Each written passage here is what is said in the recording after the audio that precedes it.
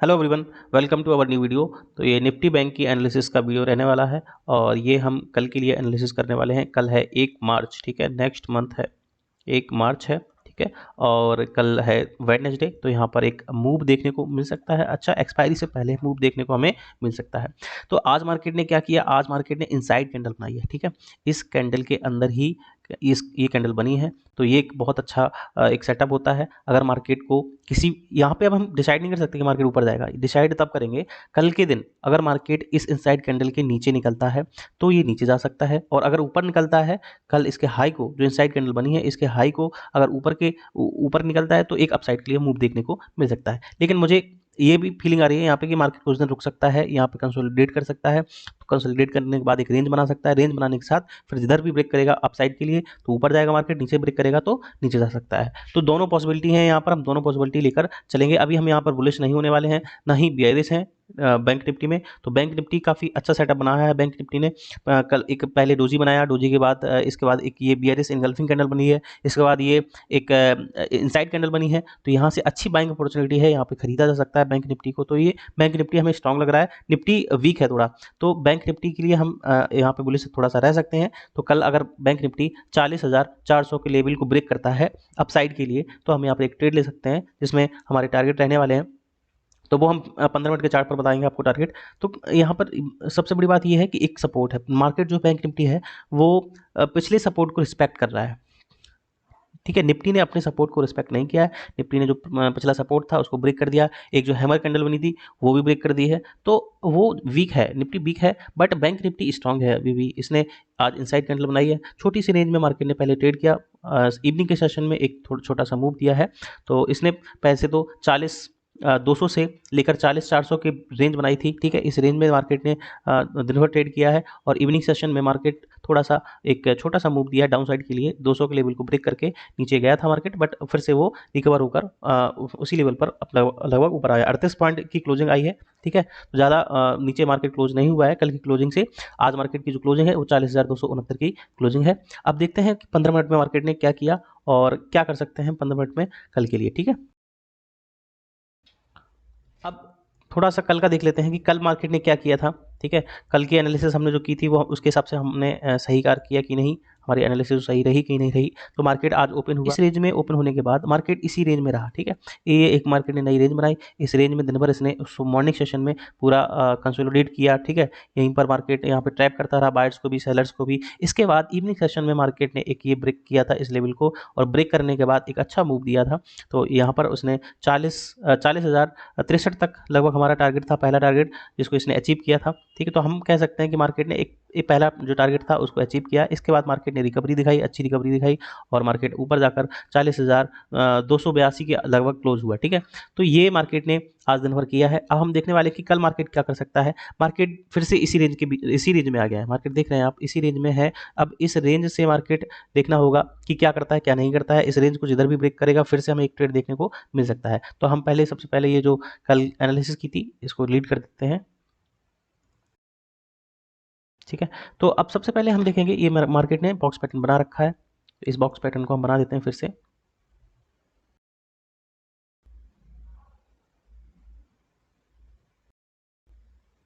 ठीक है। ये बॉक्स पैटर्न रहा।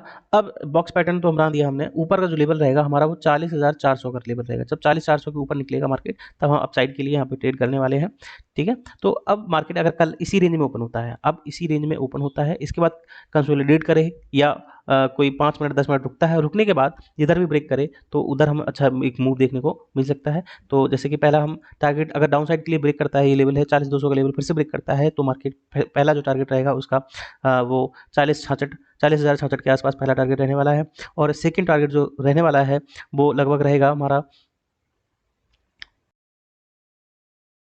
ये जो टारगेट दिख रहा है सेकंड टारगेट यहाँ पे हमें देखने को मिल सकता है 40,950 का, 951 का, 39,951 का सेकंड टारगेट देखने को मिल सकता है। और थर्ड टारगेट जो देखने को मिल सकता है वो 40,850 का थर्ड टारगेट हमें देखने को मिल सकते हैं। ये तीन टारगेट हम डाउन साइड के लिए लेकर चलेंगे।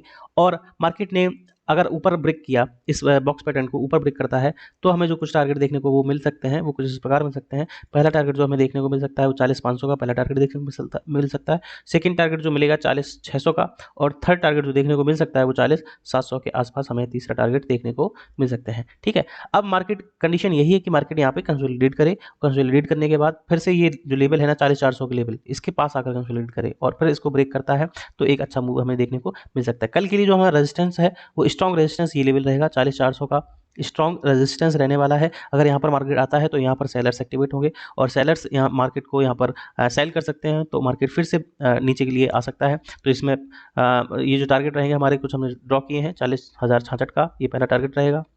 इसी प्रकार से अगर मार्केट इसमें गैप अप खुल जाता है या गैप डाउन खुल जाता है, अराउंड 40,500 के आसपास गैप अप खुलता है, 40,500 के आसपास गैप अप खुलता है, तो यहाँ पर कोई शूटिंग स्टार कैंडल बनती है या बियरिश कैंडलस्टिक पैटर्न बनता है, तो यहाँ पर सेल कर सकते हैं। और जिसमें पहला टारगेट हमारा 40,400 का रहेगा, दूसरा टारगेट हमारा 40,300 का और थर्ड टारगेट 40,200 का रहने वाला है। ये तीन टारगेट हम कल लेकर चल सकते हैं अगर मार्केट ऊपर ओपन होता है।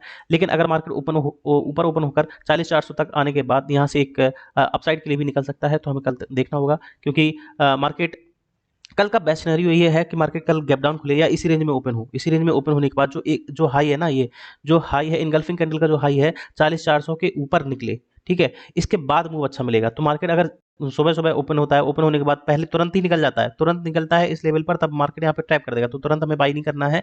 अगर मार्केट कुछ देर रुके, 10 से 15 मिनट रुके, रुकने के बाद फिर ऊपर निकलता है, तो बहुत अच्छा हमें यहाँ पे ट्रेड मिलने वाला है ऊपर साइड के लिए। तो जिसमें हमारे टारगेट जो रहने वाले हैं वो कुछ इस प्रकार रहेंगे, 40,500, फिर 40,600 और इसके बाद 40,700 के टारगेट हमें देखने को मिल सकते हैं। ठीक है, अगर मार्केट अगर कहीं गैप डाउन खुल जाता है, इस लेवल के आसपास मिल जाता है, 40,066 के आसपास या 40,000 के आसपास मिल जाता है, तो यहाँ पर कोई हैमर कैंडल बनती है या हैमर या फिर कोई बुलिश कैंडल बन जाती है, तो यहाँ पर हम उसको ट्रेड कर सकते हैं। और पहला टारगेट जो रहेगा हमारा वो कुछ इस प्रकार रहेगा, 40,200 का फर्स्ट टारगेट हमें देखने को मिल सकता है। ठीक है, 40,300 का हमें सेकंड टारगेट देखने को मिल सकता है और 40,400 का हमें थर्ड टारगेट देखने को मिल सकता है। और 40,400 तक हम केवल देखकर चलेंगे, क्योंकि यहाँ पर स्ट्रॉन्ग रेजिस्टेंस है, तो इसके ऊपर हम नहीं प्रेफर करेंगे। जब फिर इसके बाद अगर मार्केट यहाँ पर कंसोलिडेट करता है, रुकता है कुछ देर 30 से 35 मिनट, तब हम फिर इस लेवल के ब्रेक होने पर फिर से ट्रेड ले सकते हैं अपसाइड के लिए। ठीक है, तो ये ऐसे हम कल ट्रेड करने वाले हैं। और सबसे बड़ी चीज़, अगर मार्केट बहुत बड़ा गैप अप खुल जाता है, बहुत बड़ा गैप डाउन खुल जाता है, तो यहाँ पर हम कोई भी ट्रेड नहीं करेंगे। ट्रेड केवल जब करेंगे जब कोई प्राइस एक्शन बन जाएगा। प्राइस एक्शन बनने के बाद हमें उसमें ये समझेंगे कि हायर हाई बन रहा है या लोअर लो बन रहा है, तो उस हिसाब से हम ट्रेड करने वाले हैं। ठीक है, तो प्राइस एक्शन को देखकर ट्रेड कीजिएगा। कल का डे इंपॉर्टेंट हो सकता है। ये मार्केट जो रेजिस्टेंस बना रहा है ये बहुत इंपॉर्टेंट रेजिस्टेंस है, अगर इसको ब्रेक होगा तो एक अच्छा मूव हमें देखने को मिल सकता है अपसाइड के लिए। ठीक है, अब डाउन साइड के लिए भी मार्केट निकल सकता है, तो उसके लिए भी हम ध्यान रख सकते हैं। एक ट्रेंड लाइन हम यहाँ पे ड्रॉ कर सकते हैं। ये ट्रेंड लाइन जो दिख रही है, इसको हम ट्रेंड लाइन ड्रॉ करने वाले हैं। ये जो ट्रेंड लाइन है, ठीक है, इस ट्रेंड लाइन पर मार्केट ने सपोर्ट लिया है, हो सकता है कल भी सपोर्ट ले। और यहाँ पे एक पहले से इस मार्केट ने सपोर्ट ले रखा था, तो आज भी मार्केट ने सपोर्ट लिया है इस जगह पर, जो मैं दिखा देता हूँ।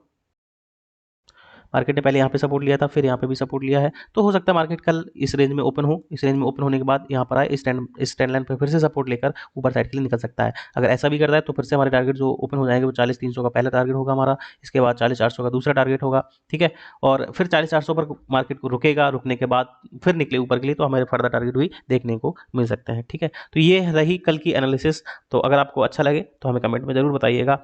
धन्यवाद, नमस्कार, बाय बाय।